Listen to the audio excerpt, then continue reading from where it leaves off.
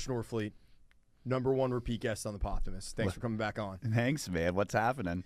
Well, we're in our new home here at Peg Studio in Nashville, and we were just talking about how far the show has kind of come. No, totally, dude. I remember the very first time that I was on, you had a cell phone in the middle of on a table or something, and we were just going off that. Smoking weed. Yeah, you could hear us, the lighters of us hitting the bong and pipe. Yeah.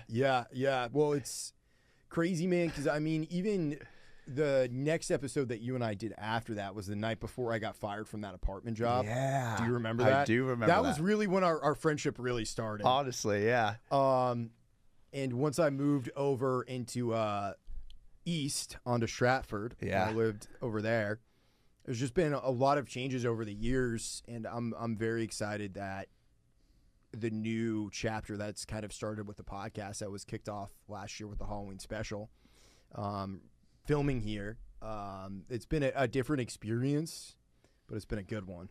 Totally. This place is beautiful, man. Yeah, it's amazing. And we've both been in Nashville for some amount of time now. Yeah. How long have you been here for now? 8 years. 8 years. 8 years. Actually, this past February.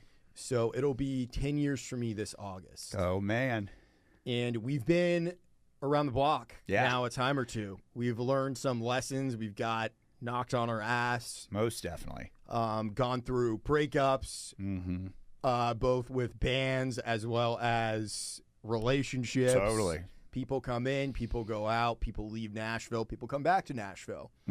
But the one thing that I've been thinking about more now that I'm coming up on 10 years is the different personality types of musicians that are here. And there's a bunch of them. There's a bunch of them. What I've noticed is that there's 9 overall archetypes for personalities. We're going to get a little bit into that today and talk about the different kinds of musicians that you meet in Nashville. Let's do it, dude. Let me pull this shit up on my phone. I have everything in my notes app. I should have been a professional and wrote it out, but it's way easier just to it's way easier to do it on the phone, dude. Do it on the phone. Yeah. So the first archetype is the weasel. Nashville's 2-bit chump. Every music scene has the weasel, but in Nashville, they thrive. The weasel is always running a scam, and it epically fails. Always talking, never playing. They don't make music, you never see them on stage, but they'll talk your ear off about how they're quote-unquote connected and can quote-unquote help you out. They usually have a side hustle that becomes the main hustle. Maybe it's insurance, maybe it's real estate, maybe they're quote-unquote getting into artist management because they failed as an artist themselves. Their networking strategy, churches, events, or other organizations in Brentwood and Franklin, they're not religious, but they know where the money is. They shake hands, drop buzzwords, and hope somebody with deep pockets and no street smarts bankrolls their next bad idea. You don't hire the weasel. You don't work with the weasel. You just let them talk until they run out of breath, and then you run away. Run far away.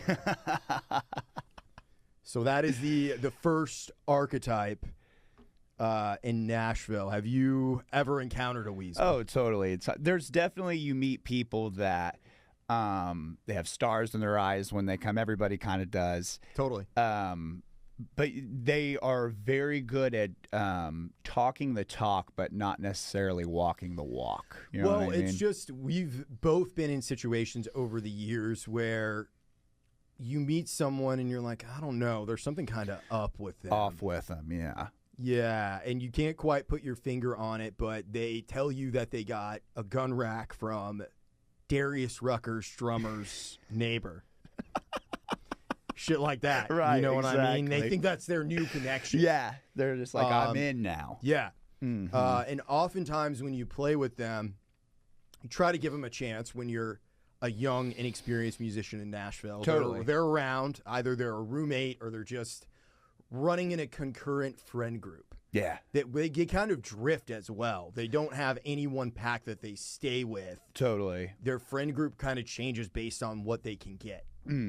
Whatever opportunity maybe they see in that group. Yeah, exactly. If it feels like maybe it's like they could get something out of it, and that's the attachment to it, or it feels like they certain friend group is like pushing them to where in their mind it puts them in a place where it makes them feel better about themselves. It raises their own stature within the scene and within the hierarchy of musicians, because that's the other thing. There is a hierarchy, like it or not. Yeah. And the way that you rise, there's a couple different ways you can rise within said hierarchy, which we can get a little bit more into that later. But the best way to do it is just by A, being easy to work with, B, being a cool hang, and C, showing up and doing the shit that you say you're going to do. 100%. Those are the three things that you got to do. And even with someone, I will take someone who's maybe not as talented, but they're easy to work with, and they show up and do the work. Any day, dude. And most everybody in town is like that. They would rather work with somebody, like you said, easy to work with, and if you're just cool. Everyone has talent here to some capability. Yeah. Almost everyone. But they definitely, people will more than likely call you back if you're just nice. You're easy to work with. Yeah.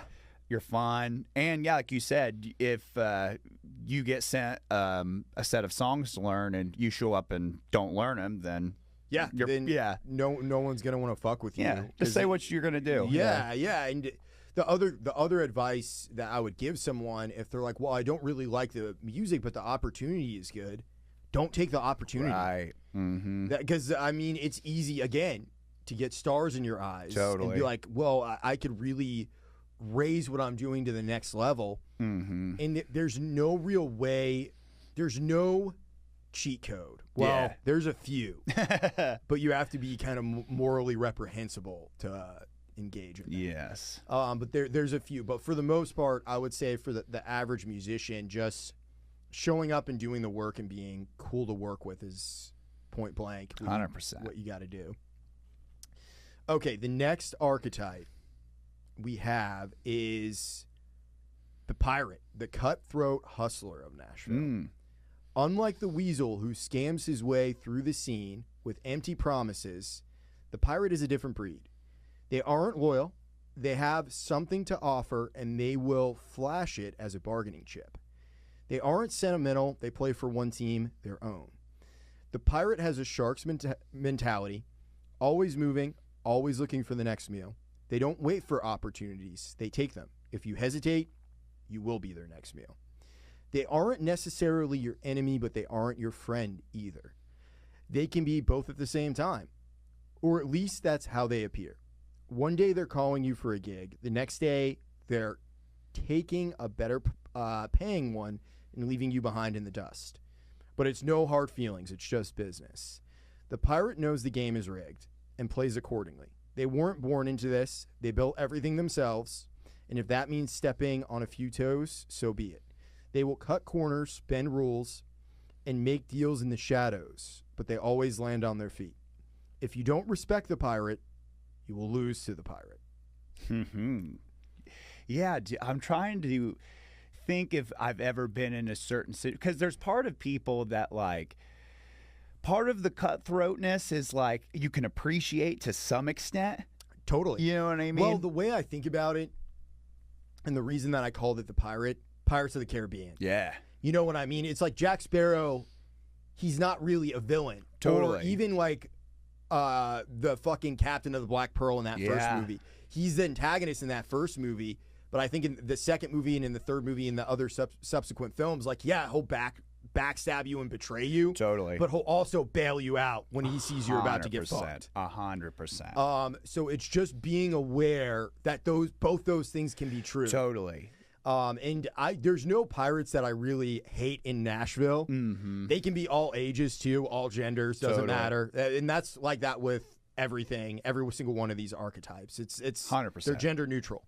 But the pirate can, I think it summarizes it well, can be your friend and your enemy at the same time. Yeah. And I've definitely been either stabbed in the back or the gut by a pirate before. now I know how to set myself up to where that won't happen, and I'm on friendly terms. It's always good to be on friendly terms with people when you can. Totally. And I feel like at most times, yeah, especially in like uncomfortable situations, because sometimes some people just don't know any better. Yeah. You know what I mean? Or, yeah, it's just overall, it's better just to be friendly in those situations. I mean, obviously, you don't want to stab anyone in the back, but there's also this mindset of like, oh, well, this could potentially help me. Yeah. But the pirate also willing to bail you out as well. Yeah. Somewhere down the line. They're willing to bail you out. When they see if you're fucking getting fucked up by some bad shit, right, they'll step in. Like if they know that you got fired from a gig or something like that happened, they will extend that hand. But they'll also fucking, they're Mr. Steal your girl and Mr. Steal your gig. Totally. Totally. But yeah, I think that's one of my favorite archetypes. Because it's neither bad nor good. Right. It just is. It just is what it is. Purely reality on reality terms. I've in the beginning, I was offended by that personality type. Totally. Because I'm like, they'll just fucking step over you like it's no problem. And it's survival, dude. Like it really, anytime that's happened to me by someone who I would deem as a pirate, it's never been personal. They were never trying to fuck me over or get one over on me or anything like that. They're trying to help themselves. Right. You're just in the way. Right. No, and there's a lot of truth to that, dude. A lot of truth to that, because some people, it's, this is their lives and their livelihood, so they'll do whatever it takes to, help that. It's a common personality type that you find with a lot of gigging musicians, especially in Broadway. And it's, again, like, it's never personal. They will fuck you out of a gig, but then 2 weeks later call you at the last minute when you're like, damn, I'm $200 short on rent. Right. And they're like, can you play tonight? I need someone. Can you fill in for me? Yeah, and you make that $200 back that night. Yeah, exactly. Lifesaver. It evens out in the long run. It evens out. Okay, the next one we have is the Maverick, the real deal. The Maverick is the captain of the football team, but in the music world. Talented, reliable, and has a vision. They aren't just here to play gigs. They're here to build something bigger than themselves. They're a team player, the one you can count on. Energetic, disciplined, always delivering. They show up on time, prepared, and ready to go, while half the musicians in this town are still trying to shake off last night's hangover. But what sets the Maverick apart is the vision. They aren't just trying to make it. They have a dream, a direction, and the drive to back it up. They don't waste time chasing trends. They set them. Yeah, dude. Some real leaders. Yeah. Yeah, some real people that have a sought-off vision and are willing to go take it. Yeah. Which there's a lot of people in town like that. Well, and here's the other thing I'll say about these archetypes in general. Some of them can be overlapping as well. Totally. And like I would consider someone like Isaac Short from the Weird Sisters. 100%. He's a maverick, He's dude. a maverick. Or you're a maverick as well. Thank you. But yeah, they're the real people, in my opinion. They have that creative vision, and they're good at bringing people together. Mm-hmm. Like Nordista Freeze. He's another one. He was just on the podcast as well. And people really typically gravitate towards them. And it might be someone that doesn't really consider themselves a leader. But I find that makes typically the best leaders is someone who becomes one out of necessity. Totally. Someone that kind of just steps up and just kind of takes the reins. Yeah. But because there's sometimes people can lead with it's too much, you know what I mean? Where it's more so they want to be the leader. They want to be the leader. But sometimes it is good. I kind of always, like when I've played with bands, always be kind of democratic and kind of let everybody have a voice. But it's important to find someone that kind of can like stronghold the vision of what everybody's trying to do, or at least keep everybody on pace. Yeah, well, there's and it's different for different projects too. Totally. And we'll get into more about kind of what you're doing now. For sure. You're doing something very different than what you've done in the past. But it's just being able to put the person in the right role. That's the other side of it is being able to put the right person in the right role and know that you don't really have to coach them or give them a lot of notes. Totally. And a good leader or the Maverick, they'll be able to do that. Vinny from Semi Supervillains. I was going to bring him up. That's what really reminds me of. He's another good example. Someone that knows what exactly they want and they know how to get it. They know what the mission is. They know what the mission is at hand. Yeah. Yeah. And that's really admirable. Yeah. No, and it's I've always been lucky to. I mean, I've encountered all of these archetypes as you have. Totally. But the Maverick, anytime I recognize, okay, this person is the Maverick, easy to work with. I just got to show up and do my job. Yeah. I just got to show up and do my job and let the music do its thing. For sure. Like Carson Bowl from Overlook, definitely a Maverick type. Yeah, you've been playing with them down on Broadway a little bit, right? Yeah, definitely. Good leader. Yeah. But also a great attitude with everybody. Like, you know what I mean? Yeah, he's awesome. Yeah. We'll get into the next one. I think this next one might be my favorite one. Ooh. It's the Wizard. Ooh, yes. The keeper of Nashville secrets. The Wizard has been around the block. The elder statesman. They've seen it all, done it all, and probably have a story about it. They were here before Nashville became an influencer hub, before Taylor Swift changed the "You're Gay" line and pictured a burn so she wouldn't get canceled. They might be a session player, a producer, a songwriter with cuts from 20 years ago, or the person who knows where to get the best burger in town when you are new. They don't chase trends. They don't care about networking events and definitely aren't impressed by your TikTok following. But if you're smart, you'll listen when they speak.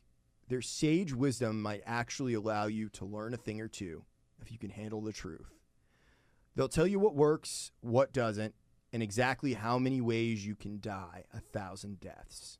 Some wizards are bitter, some are hopeful. All of them are right. Ignore at your own risk. You're probably right. This is probably my favorite too. Yeah. The old folks that have been around the block, but they're willing to share the wisdom. We won't call them old, we'll call them experienced. Experience, yes, very true. Excuse me. People that, that's exactly, just been around the block, their experience. We know some wizards. Johnny B, ultimate wizard. Yeah, he just has every story. He knows all of the Nashville bullshit. Mm-hmm. Terry Goose Downing, he's one that we talk about. Yeah, one that came to mind when I first moved here. I worked at the front desk for a radio station, and one of the guys that was on the sports station, he found out that I was a musician and immediately was like, when I'm done with my show, I'm going to come down and talk to you. His name's Mickey Ryan, and lived in Nashville, played in bands in the 2000s, and saw a whole different part of Nashville. He knew already everything that we've learned now and more. Totally. He's been here for so long. And as soon as he came down from a show, he immediately was like, tell me what you're trying to do. This is what you need to watch out for. Think about this. Think about just people that can help guide you. Yeah. He was definitely one of those types. And there's the other end of the spectrum with the older musicians is they can be kind of bitter and resentful as well. Sometimes, They still have some stuff to dispense. More oftentimes than not, I find that the bitter, resentful wizard is overlapped with the pirate a little bit. A little bit, yeah, because that exists a little bit in some people. Like, there might be somebody that's like, man, I'm still working a day job and I've been doing this now for 50 years or something. There can be some bitterness to it, but they're also still experienced. They're experienced. You have to watch out for those ones because they'll try to work their angle a little bit. Because they may be a pirate. Also experienced. Well, exactly. You know what I mean? Yeah, an even more dangerous pirate. Yeah, exactly, dude. Exactly. So it's always just being mindful. Typically, right away, if someone like the older musicians that want to help and guide you, the way that I look at it is they won't try to. They won't get a fish for you, but they'll teach you how to fish. Totally. They'll show you where the good fishing holes are, and they'll be able to tell you, go out at dawn, because that's when the fish are biting. That's when they're biting. Yeah, no, that is important to kind of show somebody, be like, hey, this is how you do it. Not going to do it for you, Yeah. but this is how you do it. So Yeah. you'll be able to have that experience yourself. Yeah, and it's just like I can even think of other people too that we know. He, in my opinion, he overlaps with this and other things on this list and all positive stuff. But Mike Fahey, dude, Totally. he is a wizard. He's Definitely like a wizard. I usually call him a wizard while he sends me mixes. Yeah. he's a young wizard. Yeah, you know, totally. he's early in his elderly wisdom. He's like year 4 at Hogwarts, Yeah, you know? totally. Yeah. So shout out to Mike Fahey Yeah, and he's- Starbird he's Sound. awesome. We love you. Yeah. Next one is the succubus. They latch on to talent. Maybe they've got some of their own. Maybe they just want to feel like they belong. They charm their way into your circle, your projects, your life, and maybe even your bed. And sure, they might actually contribute something. They aren't clueless, they just play it well. A master manipulator. They read people faster than most musicians can tune a guitar. They sense momentum before it happens. They know who's next, who has the spark, and most importantly, who can get them further up the ladder. And that survival instinct, that's their deadliest weapon. They know exactly what to say, exactly how to play it. It's not just about attraction, it's about access. If you're not careful, they'll drain you, your time, your energy, your opportunities until one day you realized they've moved on. And they've taken your gigs, your contacts, and your so-called friends. Because that's what they do. Eventually, they outstay their welcome or find a better option. Like with the pirate, it's never personal, it's just business. Don't fall for the siren song. You'll crash into the rocks every time. Yeah, that one kind of does mix with the pirate a little bit. It is. It's to some extent. To some extent. There's some overlap there. Totally. I think the pirate is not necessarily going to latch on to you, though. Totally, because there's definitely people in town that, like, there's different tiers of people. Like, someone that plays, gigs once every 2 months, maybe really close with someone that's opening on, like, a big U.S. tour or something. You know what I mean? Mm-hmm. And that attracts people, Some people Totally. may be like, oh, well, if I get linked up with so-and-so that's Kelsey Ballerini's bass player, then that'll, help me in my long run, Yeah. Well, it's often, too, it's they don't necessarily have to even be musicians either. That, too. That's the other thing. They can just like being around and want to be in the scene and feel like they're a part of something Feel like cool. they're a part of something, yeah. And they will fucking latch on and suck you dry. Yeah. And want more from you. And want more, always. They want to feel included. You're right. Typically, anybody I know who've had a succubus around, it's a night and day difference once they're out of their life. Yeah. As far, like, they're a dark shadow. Mm-hmm. No, for sure. There's definitely people that once they get over that, it's just like, finally, I'm free. You know what I mean? But there are people that definitely latch on to, even if they're not even sincere about it. You know what I mean? Yes, that's the other thing. Like, they'll want to be friends with someone, not because they're a good person or they like them or whatever, just because of some sort of status or what they could get from them. Which is similar to the weasel as well. Totally. Very similar. But the succubus is way better at being able to manipulate. I think at its lowest form, the succubus is a weasel. The weasel, or the weasel is the succubus rather. When if a succubus is good at manipulating and really weaving the words that you want to hear, because they're great speakers. Totally. And they're usually very charismatic as well. Mm-hmm. Good at telling you what you want to hear, but their actions can sometimes show otherwise. Yeah. If it doesn't align with what their vision is for you or what they imagine your vision to be together, We'll move on. And when the succubus gets into a couple and there's two of them and they're dating, they're the most fucking insufferable people around. Yeah. Because they call themselves a power couple. Right. I don't like that. It's gross, dude. even when people do that to Aubrey and I kind of cringe a Yeah, little bit. yeah. Which Well, I love her to death. yeah. But when people are like, "You're a power couple," and it's like, we have, you know, we used to have problems like any other relationship. Yeah. You know what I mean? Well, it's Aubrey's a maverick as well. Yeah, I would say totally. But yeah, the succubus. It's just like I've seen it a million times, dude. It's like, and this is just one example. Yeah. Of dude starts getting recognition in the scene. People start wanting to fuck with them. They like him. He's doing well. All of a sudden, he has a girlfriend who really fucking sucks. Yeah. Mm-hmm. And a succubus can be a man or a woman. Totally. This is just one form of that, where maybe she doesn't play. She just wants to be in the. You know who's a fucking succubus? Who's a good example of this? Yoko Ono, dude. Yes. Yes. Yoko Ono is the ultimate example of yeah. the succubus. Oh God. She sucks, bro. She does suck. I did at one time. I had a girlfriend here in Nashville who told me that I have band practice too much. Yeah. And that she just wanted me around more often. And I was just like, and she was a musician. Yeah. You know what I mean? But I remember my dad always told me, dude, he was just like, Josh, I always told your mom that my banjo comes first in our marriage.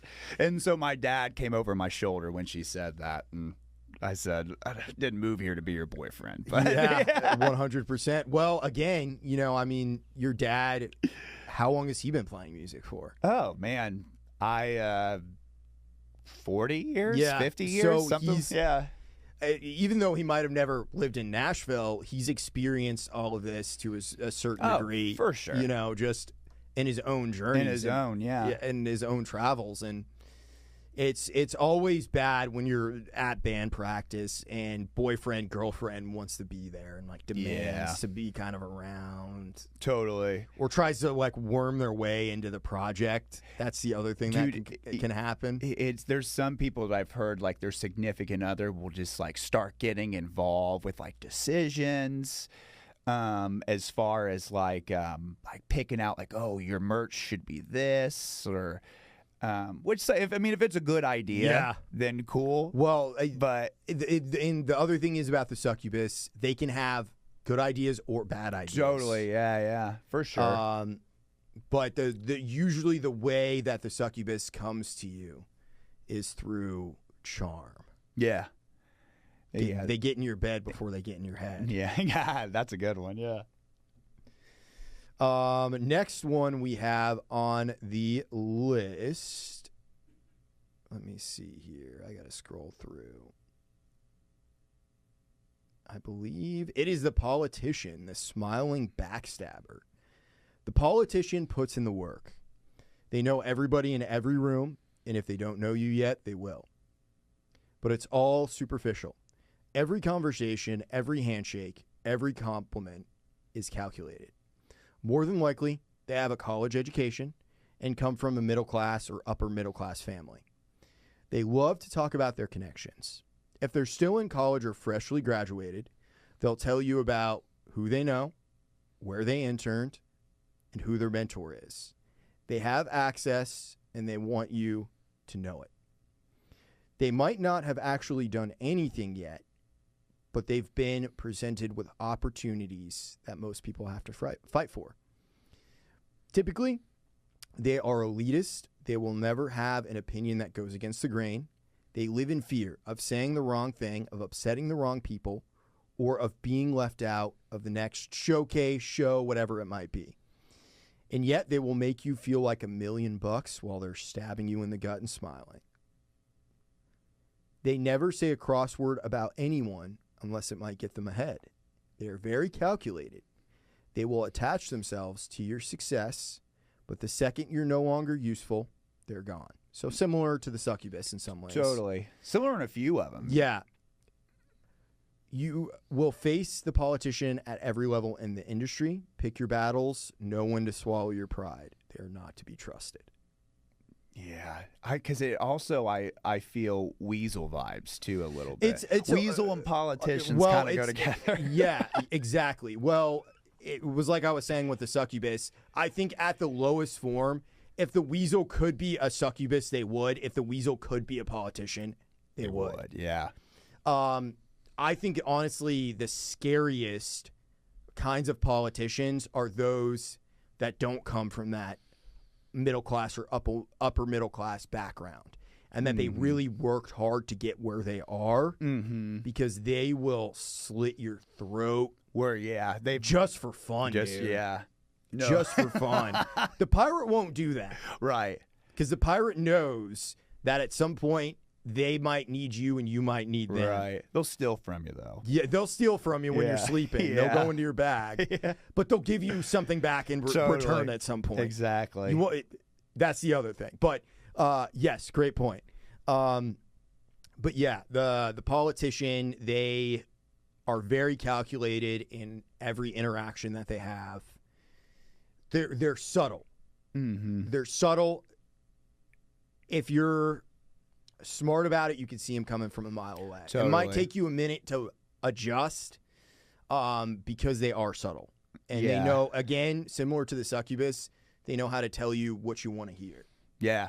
Because some people aren't good at that. Some people, dude, you could just, like you said, you could tell a mile away. This dude is doing some politicking, and it's fake as fuck. You know what I mean? And it's like, I don't even necessarily hate the politician either. Actually, I do. That's a lie. This is my least favorite archetype. This is the one I hate the most. Just because I feel like, for me, it is the antithesis of everything that I try to be. Right.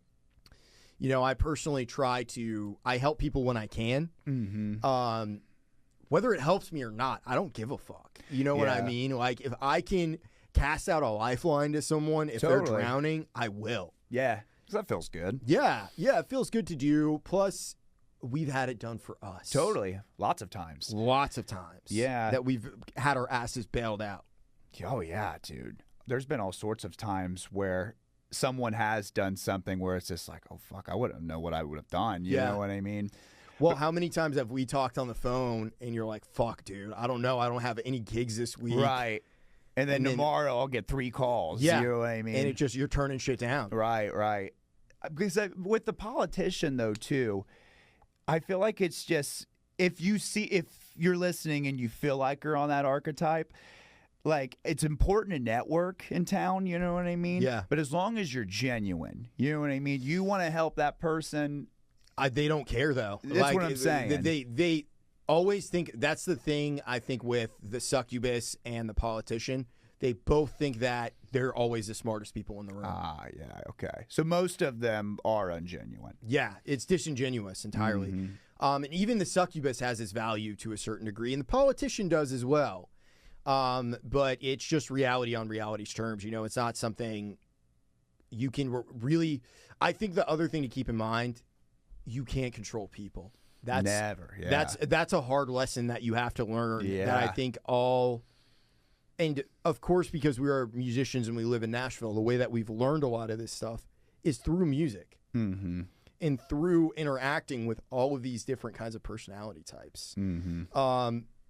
The other thing is with the politician, they want to be famous. Yeah. Like, they want to be famous. They want to be at the top. They want to be recognized. And also, typically, I've found that the kind of music that they make, I just really don't jive with.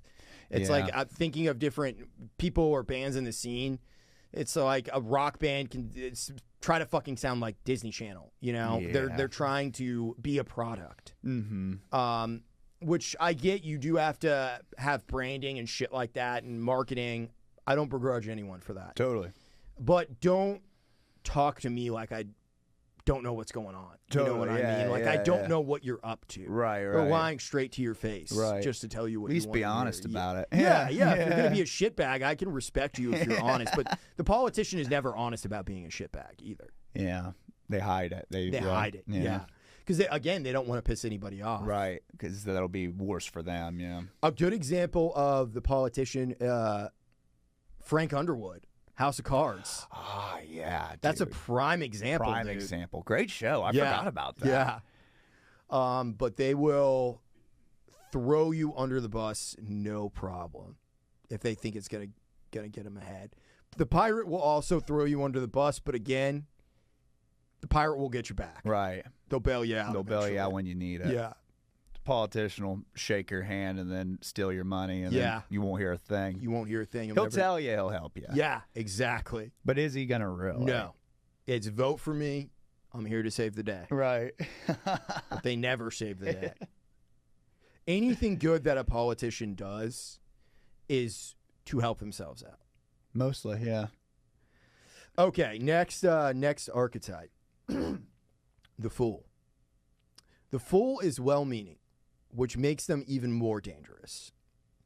They might be talented, really talented. They might even be the most fun person in the room.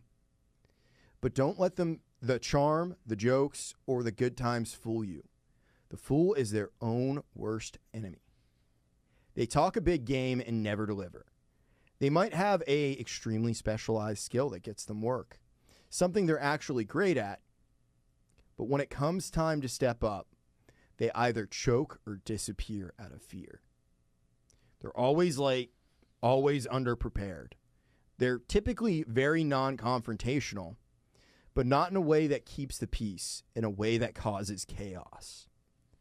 Everyone likes the fool, but everyone also knows not to include them in serious projects. They're the village idiot of the scene. Harmless, even lovable, but ultimately not someone you want to count on. A good example, Steve Urkel. Smart, talented, means well, but would you ever hire him? So the fool, for me, I've interacted with several fools in my time. Totally. And this used to be the most offensive personality type to me, but it was like you said, sometimes people, they just don't know. They just have no clue. And they usually lack that's the other thing, is they lack self-awareness. Yeah. They never have any fucking self-awareness. They can be the most likable person in the world, but they will show up to a session not ready, to a rehearsal not ready.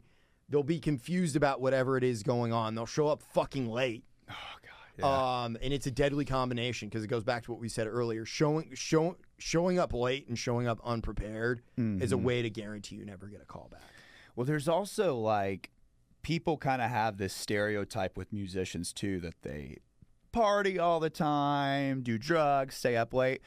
That's all very true. It's all true.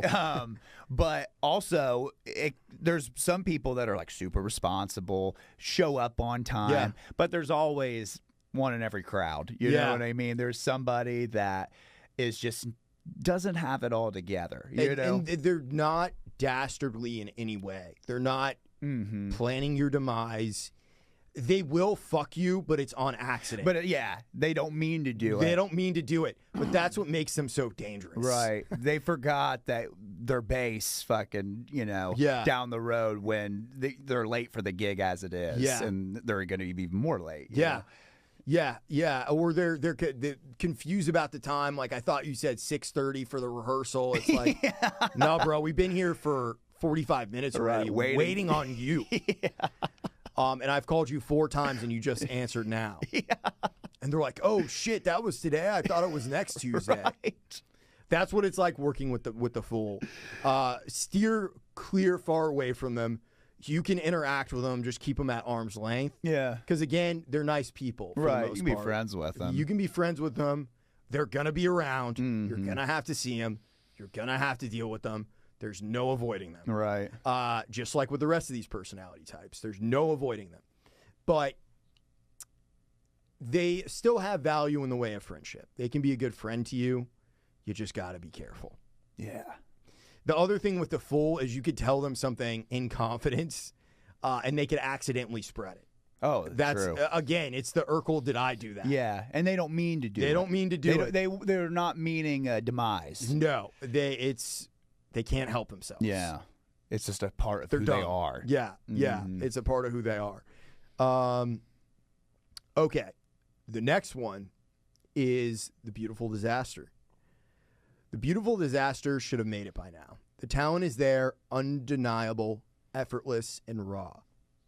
They have a thing that most people have spent years chasing. But talent isn't enough. The Beautiful Disaster proves it every time. They hold themselves back at every turn. They make bad business decisions, trust the wrong people, and let the ego drive the car of their career. They fall for the same industry cons over and over again. Shady managers, fake promises, terrible deals, because that they believe they're different, that the usual rules don't apply to them. They mistake attention for success, potential for progress. Easily manipulated and quick to burn bridges, always caught in some drama that shouldn't even exist. They could be unstoppable, but they sabotage themselves before anyone else gets the chance. And when things fall apart, it's never their fault. The beautiful disaster is a cautionary tale in real time. Everyone can see what they could be except for them. Yeah, there are some people, my own worst enemy is like, the term that comes to mind of just somebody that's just in their own way. Which is similar to someone like the Fool. Mm-hmm. Where totally. it's like they typically a beautiful disaster is talented. Yeah. They have all the talent in the world. Totally. But you witness them make horrible decisions over and over and over again. Because someone like the politician or the succubus comes along and tells them exactly what they want to hear. Gives them promises. Yeah. And then in their mind, they're like, well, this is my big break. When everybody around them knows that ain't going to work, bud. You know what I mean? Well, this is another personality type. It doesn't lack complete self-awareness. It lacks a lot of self-awareness, though. Yeah. They have trouble. And typically also... there's someone with a lot of highs and lows. Yeah. They're up and down. Mm-hmm. 1 minute they're on top of the world. The next minute they're down in the ditch. Yeah, like one point they'll be, I'm the best. I'm going to take over the world. And then 1 minute they're like, oh, God, everything sucks. Nothing's working right for me. The whole world is against them. Yeah, the whole world's against them. And they will tell you your fucking pity party story. Mm-hmm. They'll badmouth everybody. They'll burn those fucking bridges with people, and make themselves persona non grata. It's the saddest personality, honestly. It is, and it's. There's plenty of them that I've known over the years, and in a lot of ways, it's the most seductive because it's you. Like for me, it's hard.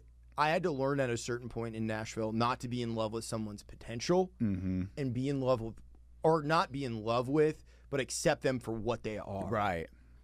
And this is also someone you don't have to run far away or be away from them. They're going to be around as well. Just know when to recognize it. You can still be friendly with them. Right. But chances are at some point over the course of your friendship, they're going to burn the bridge. Mm-hmm. Very common for them to be an actual narcissist as well. Mm-hmm. I feel like that's a term that's really overused, but like to be a clinical narcissist like that, they always make everything about them. Right. It's everything that's good that's happening is about them. Everything that's bad that's happening, it's about them. And it's the other person's fault. Yeah. And it's always the other person's fault. So, someone like Kanye West, he's a good example. He definitely. Kanye delivered on his potential at least for a couple of albums. For sure. He's a gay fish, though. Yeah, Yeezus is great. Yeah, Yeezus is absolutely my favorite. Yeah, great album. But other than that, you're right. You kind of can tell with him he is losing it a little bit. Yeah. Well, and I think when someone just comes out of the womb, because this is the other thing. There are people that just naturally fucking come out of the womb and they have all the talent in the world. Totally. It's common to see, especially with a lot of singers. Mm-hmm. Not a lot of singers, but there are a lot of singers that are a beautiful disaster. That they can never get their shit together. Especially if they're a solo artist, they're always changing. Fucking band members, no one is really sticking with them. It's falling apart. They're good at reinvention to a certain degree, but eventually it catches up with them. Yeah. And it can either go one of two ways. They can burn all of the bridges and have everybody be against them, or they're just going to keep doing what they're doing and be miserable their entire fucking life. Just keep doing it, yeah. Because typically the beautiful disaster, they're also surrounded by enablers, people who allow them to engage. Yes, man, yeah. Yeah, in that behavior. And Just don't be in the inner circle. You got to remove yourself from that. It's easy to be attractive to that too, because to see somebody like be super passionate about something, you'd be like, oh, cool, they're into it. So it makes you more likely to be into it. Well, it's the talent factor too. Too. You're like, damn, this person's really fucking good. They can play like 6 instruments. They're a great songwriter. Mm-hmm. They can sing, whatever it might be, but they're always gonna blow up. They implode. Like this personality type, when that first 6-month mark happens, because it's something we've talked about a lot. First 6 months in Nashville, you're down in the fucking trenches. You're just trying to figure out which way is up. Right. If the beautiful disaster gets here, they rise. Their star is burning hot and bright. Once they hit those opportunities starting to fall away that came to them quick because they do have that talent, they implode. More than likely, they'll move away. Not every beautiful disaster is like that. Plenty of them stick around, but that first 6 months, you'll be able to recognize which route they're going to go because they're always just spiraling, dude. They're either up, they're the best, they're going to do everything, they're going to fucking be number one, or they are down in the dumps. And you gotta, they also want to be controlled a lot. They want you to coach them through feeling better. Yeah, that is true. You know, and they come typically from a pretty checkered background. I feel like, sadly, Amy Winehouse, she's a good example of a beautiful disaster. Jim Morrison. Maybe not Kurt Cobain. I mean, he did get hooked on heroin and shoot himself in the head, allegedly. But yeah, it's common to see, and what's crazy too, and I'm sure you can relate to this too. It's like when you're a kid and you're just a fan of music, then you're just like, damn, this is so cool. I love this. But at the point we're at now, I could even look at a musician that I've never met and just see the headlines about them or the way they're posting on social media or whatever it is, and be able to tell I'm like, oh, this person. They always have emotional regulation problems too. You know, and I'm not even trying to be funny about it, but they just need constant reassurance that they're good, that they're doing good, even if they don't admit that that's what they need. Yeah. So, but yeah, that's the beautiful disaster. And this last one, it's my favorite. This might be my other favorite one besides the Wizard. The Wizard overlaps, I think, with this one, too, just like the Wizard can overlap with Pirate. But it's the Professional. The Professional is the backbone of Nashville. The Professional is you, if you're listening. The heart and soul of Music City, USA. Whether they're a session musician, songwriter, engineer, they're the ones who keep the machine running. They might not always be in the spotlight, but they're always in demand. They continue to grow up and glow up in the scene. Every year, their name carries more weight. Their reputation is sterling, and they treat it as such, because in this town, reputation is currency. They show up on time, mostly early, gear dialed in, parts learned, no excuses. They don't overpromise. If they say they'll do something, consider it done. They don't network for the sake of networking. They build relationships by being the person that others can rely on. You don't have to wonder if they'll flake, if they'll be prepared, or if they'll throw in some excuse last minute. But here's the thing about the Professional. They remember when they were the rookie. They know what it's like to lose a gig, to get dumped, to feel like the career is going nowhere. Same deal with like the Wizard. They'll teach you how to fish. They'll teach you how to. And they're still fishing. And they're still fishing. They're out there hustling. Like this is so many people that we know are the Professional. Because like even like you or Isaac, you overlap with that. The Wizard also overlaps. Mike Fahey, he's another Professional, but he's also a Wizard. Totally. And Logan Hatcher, I feel like he's a really good example of the Professional. Perfect He's example. the prototype example of the Professional. That dude plays with everybody. And everybody loves him. And everybody, I've never heard he's an awesome guy. Yeah. Anybody say a bad word about him. He's a bass player here in town. He's beloved. He's super talented. And he works hard. Very hard. That dude, I think I heard him say one time that he was like doing 4 gigs a day and then like would sleep in the parking garage, wake up and do it again. Yeah. Like he's an animal. Yeah. Well, he also has a military background. So Totally. I feel like that plays a little bit of a yeah. role too. But he's just someone that I consider to be the professional. Goose is another one. Totally. We were talking about Goose. Mhm. Roy Vogt, my old bass teacher, he overlaps with Wizard just like Goose does. For sure. But I would consider them to be professionals. They're just on their shit, on their game. Have all their stuff ready. They show up. They know what's going on, and they're cool. And they're cool. They're easy to be around. Easy to be around. And honestly, Nashville is mostly filled with professionals. Mostly. I was going to say, like, I was thinking of other people, and I was like, but there's so many. You know what I mean? I don't want to, like, leave anyone out. Yeah. And if we left you out, apologies. Those were just the names that jumped in my head. Johnny Same, B, yeah. He's a professional. Totally. But yeah, it's the most common one, and it's really the brotherhood. Yeah. And again, even if you're a woman, you're still a part of the brotherhood. Right. Totally. The family. We'll call it the family. Yeah. But yeah, those are all the archetypes. Mm-hmm. So any thoughts? They definitely, you could be several of them. Yeah. You could be several of them, and also people can change too. That too, because everybody always changes, you know, To a most of them. Certain degree. Yeah, to a certain degree. I think if you have a rotten nature about something, you really have to get your teeth kicked in order to change, or Totally. you just become more rotten. Yeah, man, because exactly, you either do it or you just become worse. Yeah. But there's definitely, really, you could meet that with all these archetypes. You could probably meet those types of people in whatever profession. You know what I mean? Yeah, and that's the other thing. I think this can apply to any industry. Totally.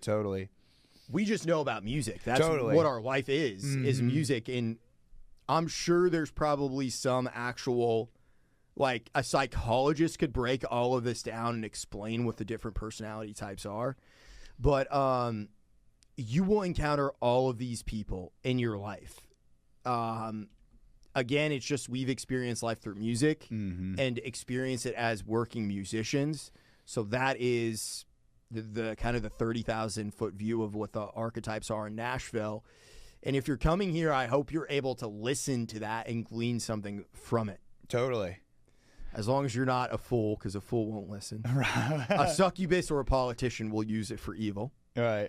Pirate, neutral. Yeah. It's here nor there. Here nor there. The weasel doesn't even know where to begin. The fool doesn't even know where to begin. The fool can recognize that what I'm saying is the truth, though. Right. But yeah, the maverick, the professional, and the wizard are the ones. Those are good ones. Those are the good ones. Pirate, beware. Yeah. Be aware of your surroundings. Totally. You can work with them. You can have a relationship with them. You can be frenemies with them. You can have a friendship with them. But just be aware. But yeah, those are the archetypes of Nashville. I was impressed, dude, honestly. Yeah, dude, I spent a lot of time working on that the past couple I of could weeks. tell. Yeah. But we've also been working on something else the past couple of weeks. Yeah. You and I. Yeah, totally. You dude. are fully in solo mode now. You're working with other folks as well. Totally, yeah. But Norfleet is something that you're kind of taking into more view. That's your For sure. thing that you're trying to do. And we recorded one of your songs, I'll Be Back Again. Yeah. So let's play that. We'll come right back to you.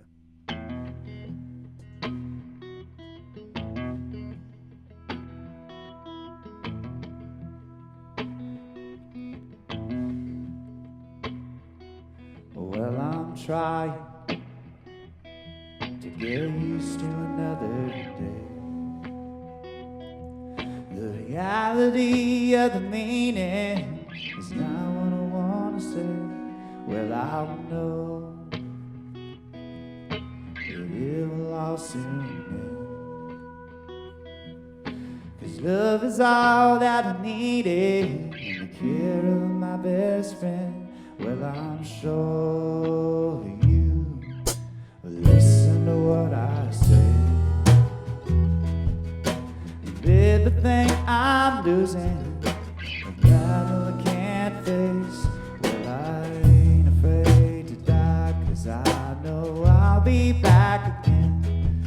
where the roads cross and I lost my soul to make my way. Not sure where it takes me, but I know I'll be back again. This life can be deceiving. Let's see where it goes. Well, I'll learn that the test of time will see. When the light won't seem so faded, God will set me free. Oh, the pain. It hurts when it doesn't. Cause being on top of a mountain is a game that don't lose. Well, I'm sure that you will listen to what I say. Live a thing I'm losing, a battle I can't face. Well, I ain't afraid to die, cause I know I'll be back again. Where the roads cross and I lost my soul to make my way. Not sure where it takes me, but I know I'll be back again. This life can be deceiving. Let's see where it goes.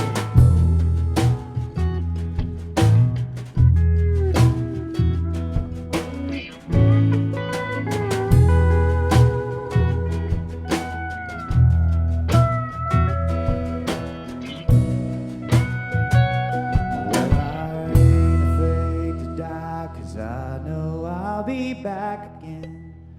Where the roads cross and I lost my soul to make my way. Not sure where it takes me, but I know I'll be back again. This life can be deceiving. Let's see where it goes. Where it goes. Where it goes.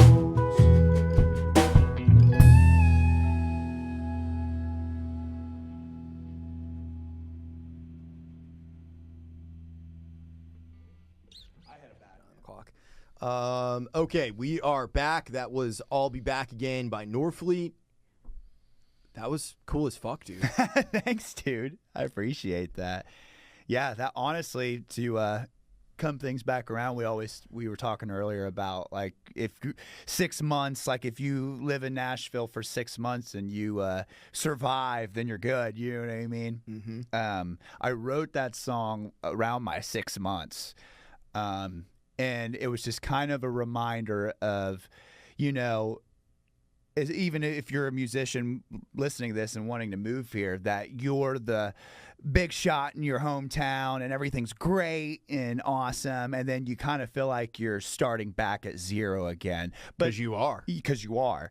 But telling yourself you'll be back. You know what I mean? Yeah. Everything will, as long as you keep your mind on it and focus, you'll be back to where you're feeling good again. I remember when you originally played this for me when you were still living at the castle. Yeah. And you were like, this is really the kind of music that I want to play. Like, Yeah. That I want to do. Not that you didn't want to do the reveal. Totally. And you're very passionate about that. But with doing this is kind of like more in vein with what you grew up playing in that bluegrass style. Yeah.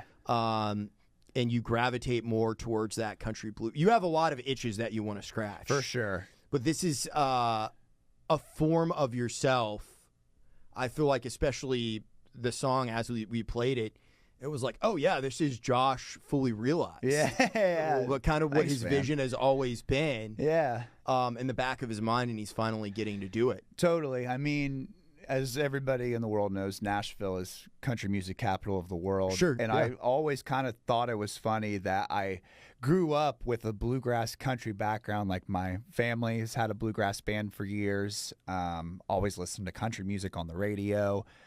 I've never really played country living here. You know what I mean? I mostly just play with rock bands. Which is cool. Which is cool. I've had a blast doing it, and I still will do it. Yeah.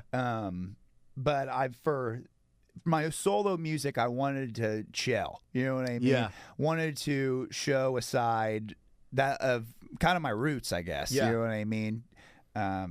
Start playing more traditional Americana folk type of stuff because, like I said, I still love that type of music. And even when I wasn't playing it, but I was just like, man, I've never actually like tried it. You know what I mean? Yeah. Well, it's just other than when I'm around you and we're chilling somewhere and there's a guitar around, your default is you know, you're playing bluegrass. Yeah, totally. Because that's what you're really interested in. It was cool to do that because we had Scotty Chapman on the lap steel. Yeah, he crushed it. He crushed it, man. Yeah. He sounded great. And then your cousin, Tristan Norfleet. That's right. Yeah, he crushed it too. He did crush it. Yeah, and that's the cool thing too, to have him and both of them involved, everybody involved. Yeah.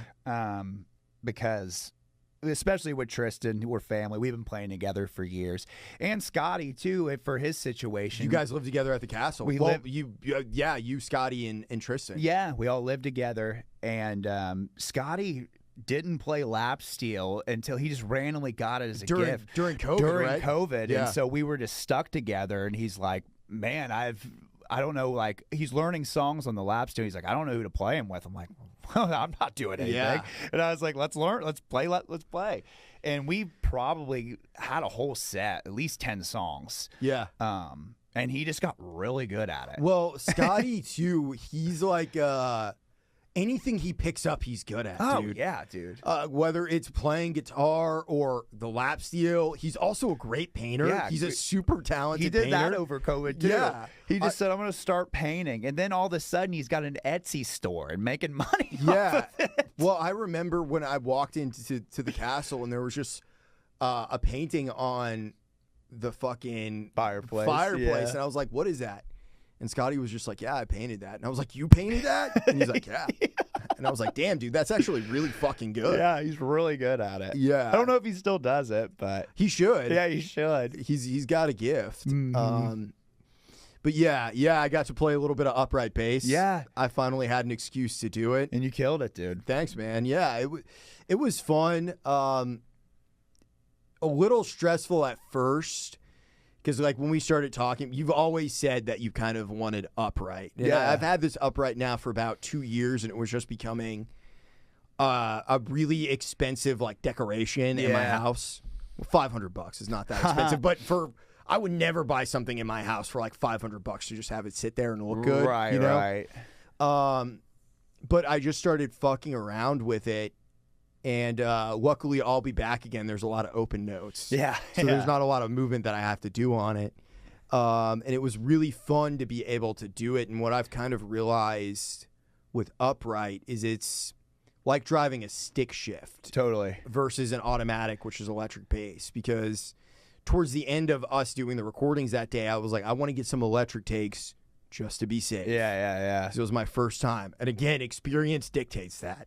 True. Not that I didn't believe in my abilities, but it was my first time ever playing upright with a band. Yeah. Other than that, I just kind of plucked at it at my house. Mm-hmm.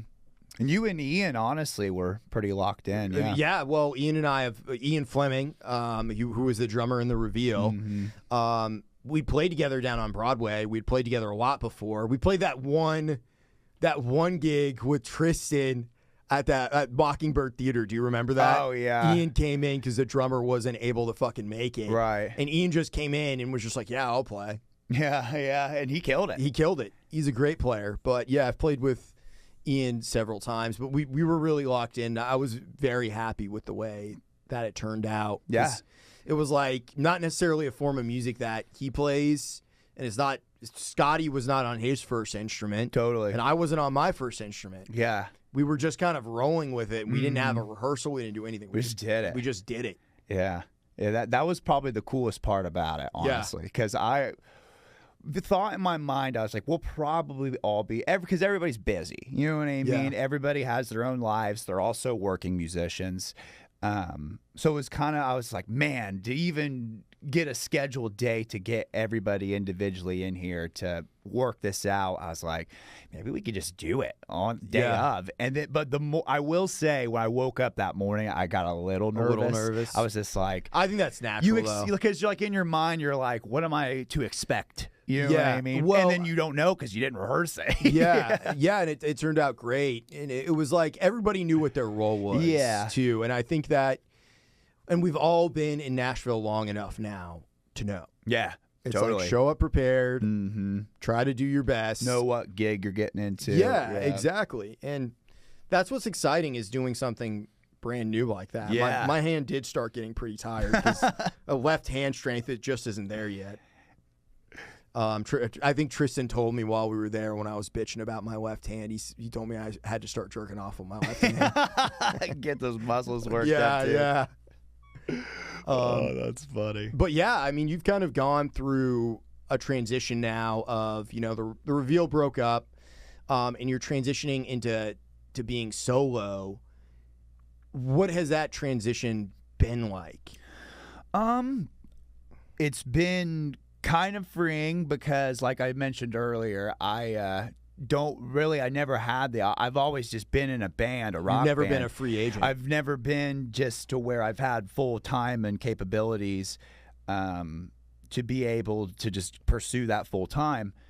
And it's kind of nice to be able to do that now, to be able to actually try it, Yeah, well, it's different to being in a band versus running your own project. There's a lot of differences with that, too. I mean, I will say I learned a lot from just experience of being in the band to know, like, okay, well, with my stuff, do this, don't do that, you know what I mean? Because I've gotten success from that, and also, chipped my knee, you know what I'm saying? Yeah, well, you don't have to really run it by anyone. That too. As far as what you want, and you do it in a graceful way. Like, I'm not saying you're very easy to work with.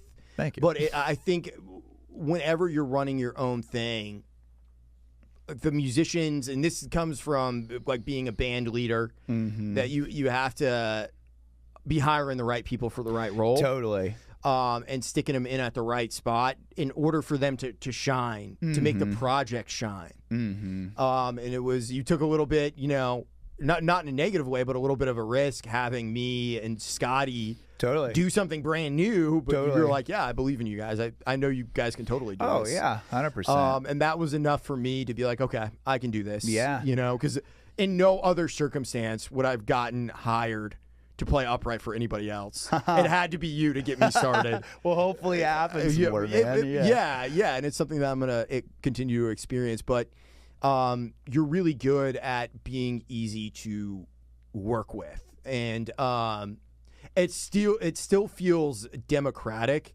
but it's like, I trust your leadership. Totally. Yeah. I mean, I think it's very important to, especially like with musicians that you hire, if they have an idea, hear them out. You know what I mean? Best idea wins. Yeah, best idea wins. Because really, there are times when I'd be like, this is off. Something about a certain part of a song, like something's off here. I don't know exactly what it is yet. Yeah. But someone in the band was like, well, what if we do this? Yeah. And it's like, what if? Let's try it. And then sometimes I'm like, fuck yeah, that worked. That was awesome. Well, it was just your intuition, because we did a couple of takes of I'll Be Back Again. And that first slide in, you played with me on the first take. And then every other take after that, you didn't do that first slide in with me. Yep. And I was like, oh, shit. And we didn't even talk about it. We didn't discuss it at the time. It was just you laid off because we were like, oh, yeah, that's cool to do that slide in. And it feels like a big effect when the band comes in. Totally.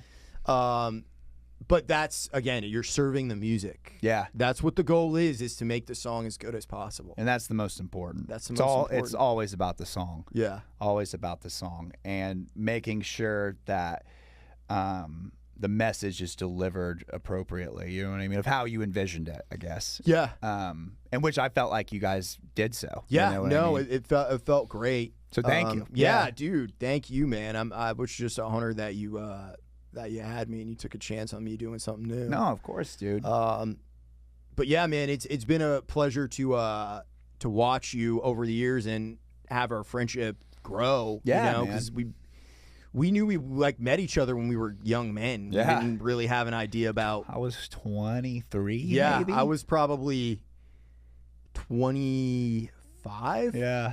Damn. I turned 31 this Sunday. Yeah, Yeah. yeah. So there's been a lot of changes that have happened, and it's just seeing you go from being in the reveal to navigating your career to going solo, and it's always been fun to watch every step of the way. But I'm very excited for you to be a free agent now, because I've always felt like the sky is the limit for you. Thank you. And yeah, you've always been an advocate for that as well, and I've always appreciated it. Some would say annoying. Because, yeah, I mean, when I was doing solo stuff a little bit. Yeah, and we were playing together. We were playing together. Bass. We were a little bit heavier, you know what I mean? A little more of a rock band. Yeah, more of a southern rock band, you know what I mean? Yeah. And I still want to do some of that a little bit. I still want to have that itch to be able to scratch, you know? But that's the beauty of having your own project. Totally. Because yes, you can do that all over the course on one album, or you can have an era where it's like, I'm just gonna play acoustic guitar by myself. Right. And that's gonna be the album, and I'm not gonna have anybody else with me. Totally. You have the ability to be full spectrum, or to just take gigs wherever you can or wherever you'd like to. Yeah. No, totally. And you have, not that you didn't have this ability before, but with experience, you understand what to say no to now. For sure. And what to avoid. Yeah, there are lots of things that, especially like online, dude, like people that'll try to, maybe, we'll get your Spotify streams up, or we'll get you more likes on your Instagram page. There's a lot of those things where it's like, yeah, don't do that because they're scams. Don't book a 4-bill band show on a Wednesday at the Cobra on a Wednesday the night. Show starts at 9. You go on at 1. Right. Yeah. Don't do dumb shit like that. No hate to the Cobra. No hate to the Cobra or people that do dumb shows like that. Yeah. Well, it's necessary that you have to. You probably have to do one to start. Yeah. Yeah, you have to do many to start. Yeah. You got to play those shit gigs and invite all your friends out, and then you start rising, going up the rank. Honest to God, I'm kind of in that same spot now. I'm like starting over, you know what I mean? Yeah. To like really get this more familiarized with people. I'll probably, maybe play Spring Water, maybe play, you know what I mean? Yeah. Well, but you have the experience of everything else that you've done up until this point to bring into that now. Totally. You know what to avoid, what your vision is, what you're trying to accomplish. And you could still get knocked on your ass and learn something new. Right. But now the recovery time is quicker as you gain experience, because you're not encountering something for the first time again. Mm-hmm. You're always encountering things for the first time throughout all of life, but you start to recognize the patterns, just like you can start to recognize the archetypes. Yeah, totally. You start after you're on the road, you kind of know which exits are coming up. Yeah. You know what I mean? Exactly. And know when to get off which one. Yes. To get home quicker. Definitely. Or what, if the route looks like it's the quickest, double check it to see if there's an accident. There's an accident. Yeah. Because sometimes going the longer way will get you home quicker. Sometimes, dude. Sometimes. I think that's a perfect place to end it. That is, honestly. Josh, thank you so much for coming back on. Thank you, man. Really appreciate it. Number one, repeat, Poptimus guest. I love you, bud. Love you too, man. You've been a good friend to me, and I'm excited to see whatever you do next. Yeah, likewise, dude. Appreciate it, man. Keep on dreaming. See you next week.